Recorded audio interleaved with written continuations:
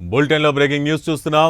తెలంగాణ ఛత్తీస్గఢ్ రాష్ట్రాల సరిహద్దు ప్రాంతమైన కర్రేగుట్టలో ఈ ఉదయం భద్రతా బలగాలు మరియు మావోయిస్టుల మధ్య భీకరమైన ఎదురుగాల్పులు చోటు చేసుకున్నాయి.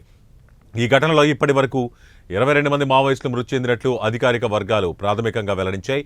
ప్రస్తుతం ఘటనా స్థలంలో కాల్పులు ఇంకా కొనసాగుతున్నాయని సమాచారం.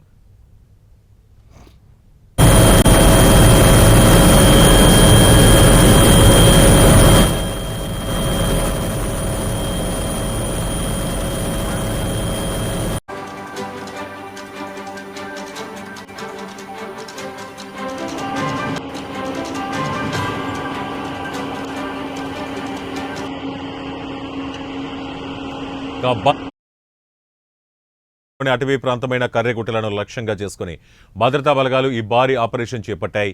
డిస్ట్రిక్ట్ రిజర్వ్ గార్డ్ అంటే DRG, cobra, central reserve of police, CRPF, special task force, Bastar fighters, Chhattisgarh armoured ఫోర్స్కు చెందిన బలగాలు సంయుక్తంగా ఈ కూంబింగ్లో ఆపరేషన్లో పాల్గొంటున్నాయి.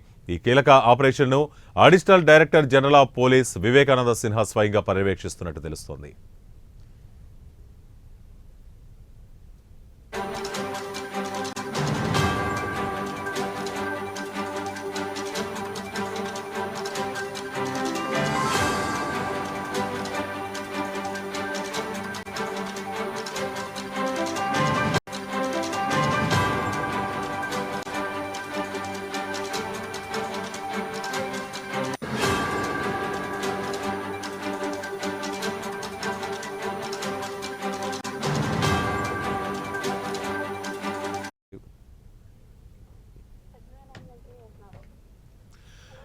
ఇక CRPF inspector general Rakesh Agarwal, Bastar range IGP సుందర్రాజులు ఎప్పటికప్పుడు ఆపరేషన్ పురోగతిని సమీక్షిస్తూ క్షేత్రస్థాయిలోని బలగాలకు దిశానిర్దేశం చేస్తున్నారు.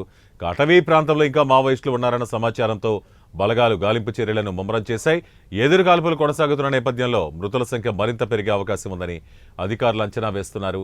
ఈ ఘటనతో సరిహద్దు ప్రాంతాల్లో తీవ్ర ఉద్రిక్తత నెలకొంది.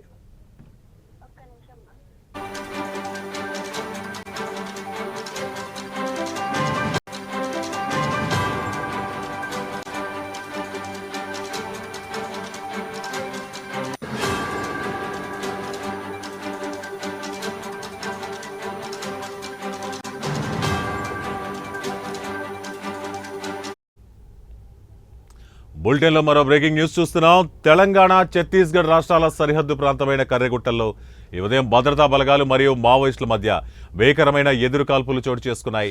ఈ ఘటనలో ఇప్పటి వరకు 22 మంది మావోయిస్టులు మృతి చెందినట్లు అధికారిక వర్గాలు ప్రాథమికంగా వెల్లడించాయి. ఇక ప్రస్తుతం ఘటనా స్థలంలో కాల్పులు ఇంకా కొనసాగుతున్నాయని సమాచారం. ఇక భద్రాద్రి కొత్తగూడెం జిల్లా చర్ల సమీపంలోని అటవీ ప్రాంతమైన కర్రెగుట్టలను లక్ష్యంగా చేసుకుని భద్రతా బలగాలు ఈ భారీ ఆపరేషన్ చేపట్టాయి.